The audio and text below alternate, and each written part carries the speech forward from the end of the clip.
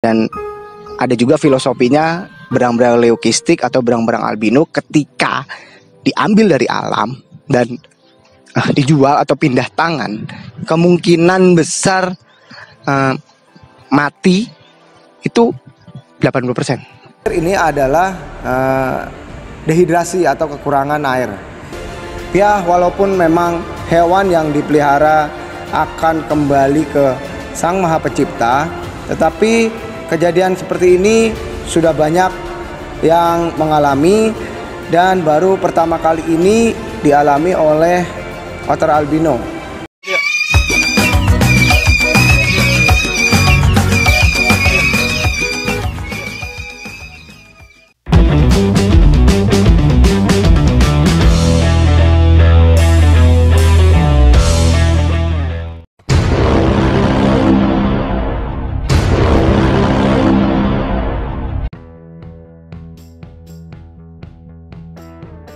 Assalamualaikum warahmatullahi wabarakatuh. Kembali lagi di channel Rumah Otter. Kali ini gue mau ngebahas tentang viralnya albino otter yang beberapa hari lalu gue udah bahas, dan sempat ada trouble trash dengan sedikit netizen, yang dimana pada dasarnya gambar latar belakang video yang gue unggah itu adalah gambar latar dari otter yang ada di channel orang lain, dan dimana di situ saya sudah mengutarakan bahwa itu hanya gambar latar saja. Banyak banget peran-peran penting atau banyak banget poin-poin penting di sana yang udah gue bahas. Lalu di video ini gue agak sedikit berbeda karena ada hal yang menyedihkan bahwa informasinya berang-berang albino ini sudah tidak ada atau sudah mati.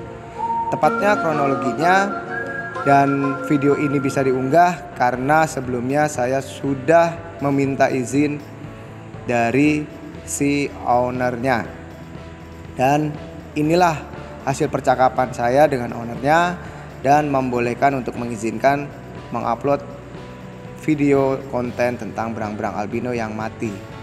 Dan sebelumnya gue minta maaf kalau memang ada salah-salah kata dari perkataan gue, karena ini adalah salah satu berang-berang albino yang diangkat di konten ini dan memberitahukan kabar kalau sudah tidak ada atau mati.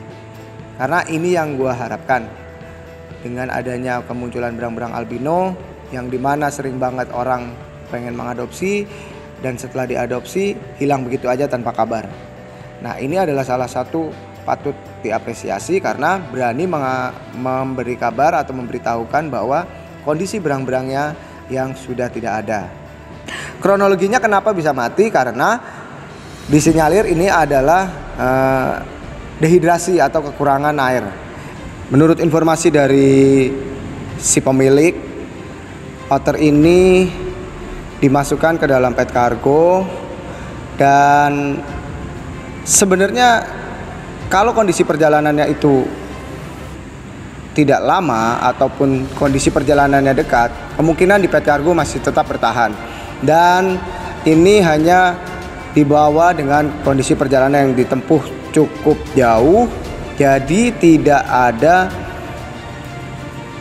air yang bisa diminum oleh otter tersebut, atau biasanya karena otter itu 70% di darat, 30% di air, maka setidaknya dalam kondisi perjalanan minimal dia akan kena air atau akan basah di tubuhnya. Dan ini salah satu faktornya adalah dehidrasi atau kurangnya air di dalam kandang atau pet kargo tersebut.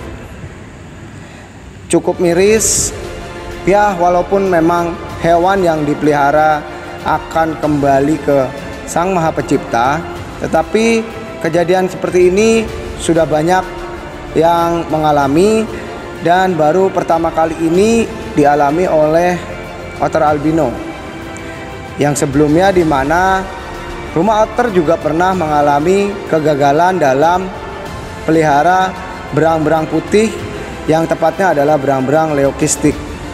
Dulu sempat kejadian seperti ini dengan perjalanan ditempuh jarak jauh, alhasil sampai base camp Rumah Otter. Berang-berang ini datang dari Jawa Tengah kurang lebihnya melalui ekspedisi kereta api, dan di mana di saat perjalanan ya mungkin banyak faktornya ya, dehidrasi bisa, lemas dan lain sebagainya. Karena berang-berang pastinya harus ada air pada saat perjalanan jauh.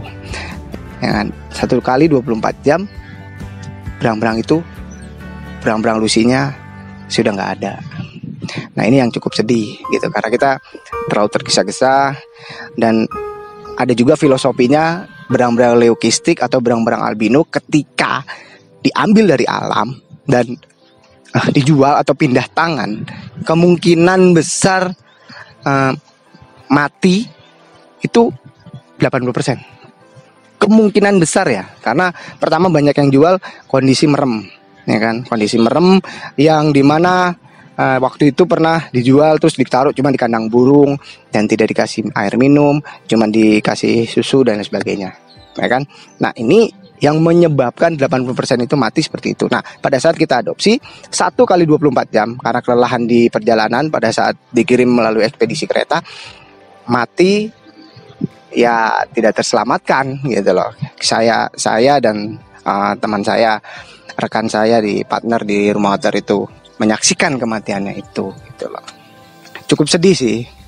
Pun kita pelihara seperti apa dan akan kembali lah pada yang maha kuasa. Tapi di sini kita petik bahwa kebanyakan ketika perjalanan atau ekspedisi jauh itu harap diperhatikan gitu. Dari mulai kesiapannya untuk perjalanannya sendiri, bahkan air, makanannya tersedia atau tidak. Jadi ketika, mohon maaf kalau misalkan adanya jual beli yang dari luar daerah atau di luaran sekitaran kita, kebanyakan setelah datang material lemas dan sebagainya, ya mengingat perjalanan yang jauh kalau tidak disusuin atau dikasih air atau dikasih makan ya pastinya seperti itu gitu loh. Nah ini banyak kelalaian yang ada pada saat kita adopsi berang-berang lusi di rumah otter kemarin. Jadi pertama dampaknya ya mungkin secara materi dan nominal pastinya kita rugi, tetapi untuk kedepannya lebih kita perhatikan pada saat kita mau adopsi yang benar-benar sakral atau susah banget didapetinnya kayak berang-berang albino dan berang-berang lusi. Oke, mungkin itu aja kisahnya. Semoga menginspirasi buat teman-teman. Apalagi masalah jual beli, banyak yang mengataskan rumah otter. Oke, salam rumah otter. Bersama kita lestarikan.